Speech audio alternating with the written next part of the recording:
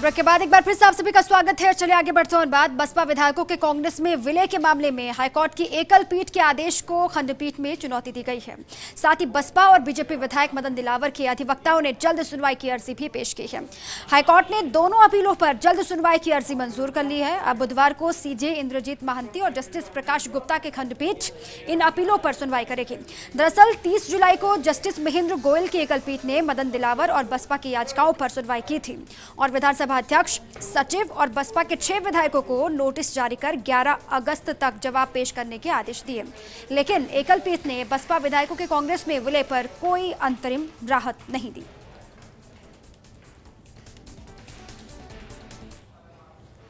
Relief हमने जो चाहा है माननीय खंडपीठ से, वो ये चाहा है कि जो विद्वान लर्नेड सिंगल जज थे, उन्होंने जो इंटरिम रिलीफ देने से मना किया था और you can say not granting interim relief, we have filed this appeal against that.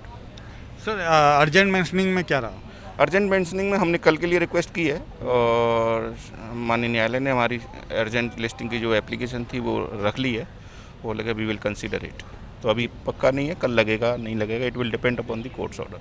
हमने खंडपीठ से माननीय न्यायालय की खंडपीठ से ये निवेदन किया है कि जो 6 विधायक हैं, जो कि आज मीडिया खबरों में जिस तरह का बताया गया कि वो कहीं बाड़ेबंदी में या अपने जहाँ पर नोटिस तामील होना है वहाँ पर उपलब्ध नहीं है और ना ही उनके परिवारजन इस तरह की नोटिसों को प्राप्त कर रहे हैं उनके ब्याह पर।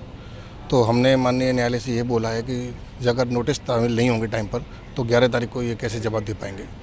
और इसके अलावा हमने 30 तारीख का जो माननीय एकल पीठ का जो न्यायालय का निर्णय था, उसमें ये था कि हमने जो इंटरिम रिलीफ मांगा था, तो उन्होंने इंटरिम रिलीफ तत्काल रूप से हमें आदेश पारित नहीं किया है।